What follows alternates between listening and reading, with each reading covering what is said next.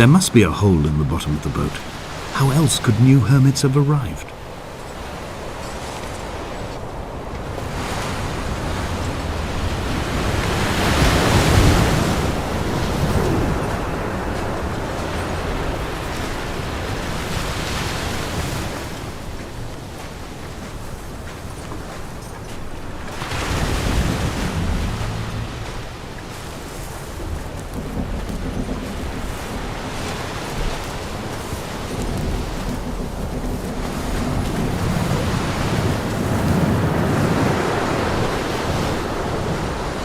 I had kidney stones and you visited me in the hospital.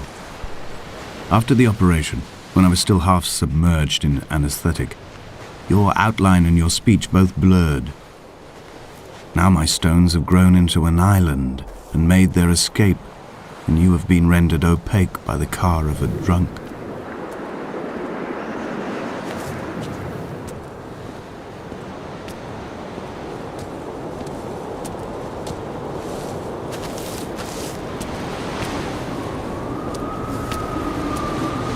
What charnel house lies at the foot of this abyss?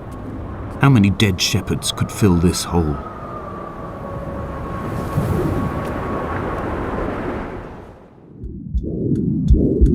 Come back.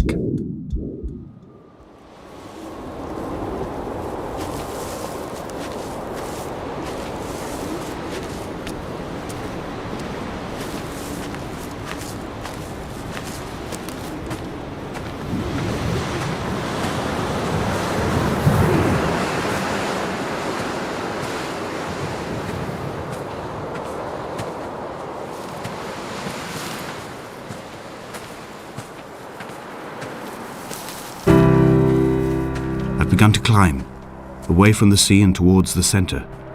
It is a straight line to the summit, where the evening begins to coil around the aerial and squeeze the signals into early silence. The bothy squats against the mount to avoid the gaze of the aerial. I too will creep under the island like an animal and approach it from the northern shore.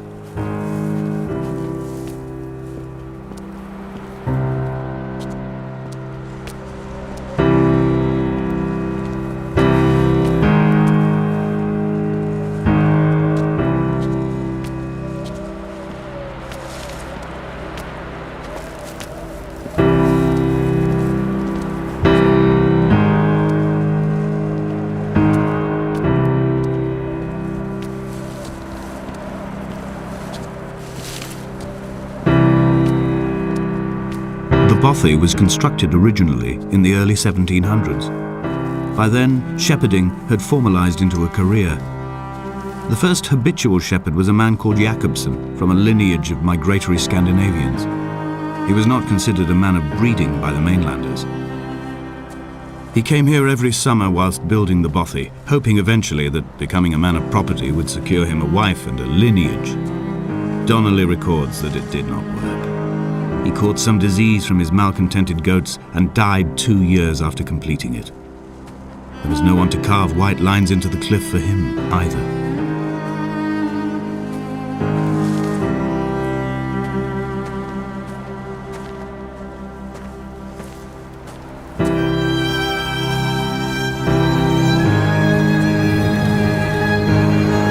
Inventory.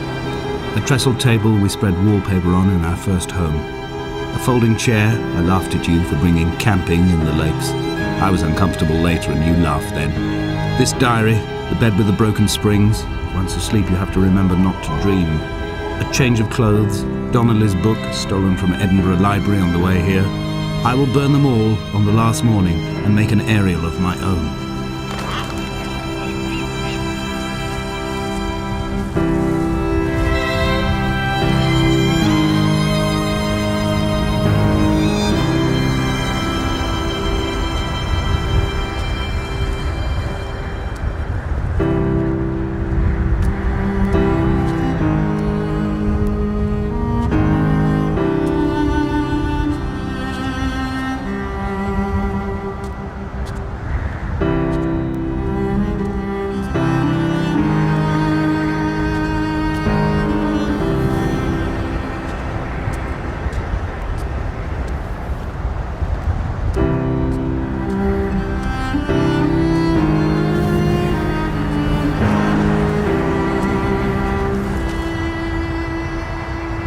In a footnote, the editor comments that at this point, Donnelly was going insane as syphilis tore through his system like a drunk driver.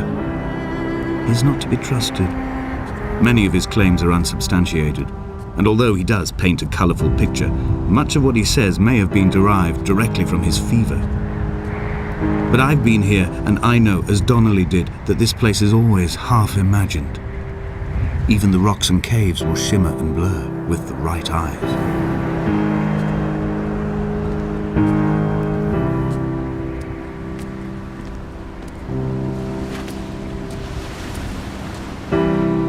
They found Jakobsen in early spring. The thaw had only just come. Even though he'd been dead nearly 7 months, his body had been frozen right down to the nerves and had not even begun to decompose. He'd struggled halfway down the cliff path, perhaps looking for some lost goat, or perhaps in a delirium, and expired, curled into a claw right under the winter moon. Even the animals shunned his corpse. The mainlanders thought to bring it home unlucky. Donnelly claims they dragged it to the caves to thaw out and rot, but he is proving an unreliable witness.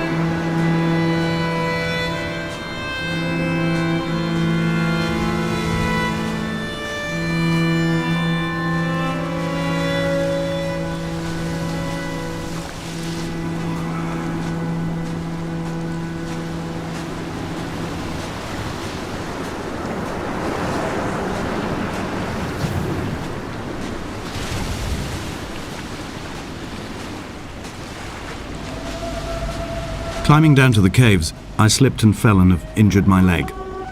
I think the femur is broken. It is clearly infected. The skin has turned a bright, tight pink, and the pain is crashing in on waves, winter tides against my shoreline, drowning out the ache of my stones. I struggled back to the bothy to rest, but it has become clear that there is only one way this is likely to end. The medical supplies I looted from the trawler have suddenly found their purpose. They will keep me lucid for my final ascent.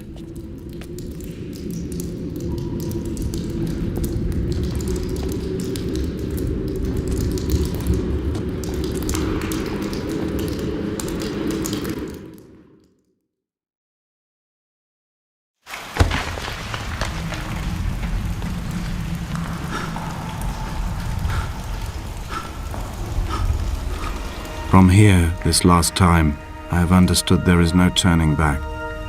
The torch is failing along with my resolve. I can hear the singing of the sea creatures from the passages above me, and they are promising the return of the gulls.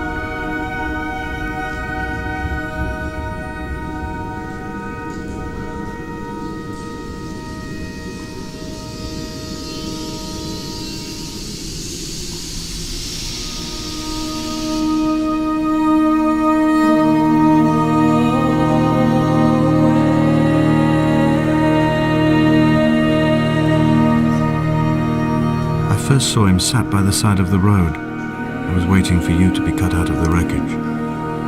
The car looked like it had been dropped from a great height. The guts of the engine spilled over the tarmac. like water underground.